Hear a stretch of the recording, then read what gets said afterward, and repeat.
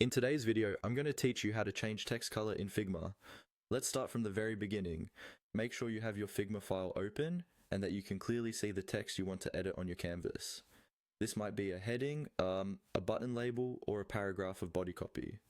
Once you've located the text layer, the first thing you need to do is select it. You can do this by simply clicking directly on the text on the canvas.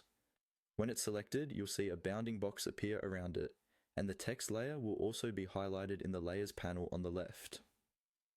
With your text selected, look to the panel on the right side of the Figma interface. This is where all the properties and styling options live.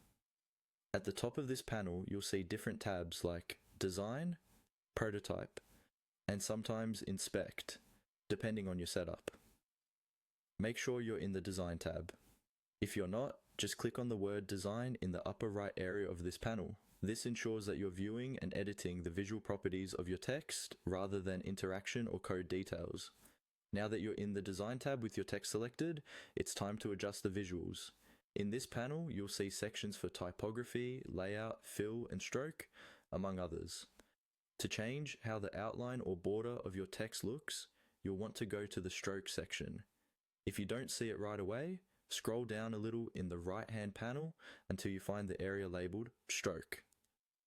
Clicking on Stroke lets you control the color and thickness of the outline that can appear around your text.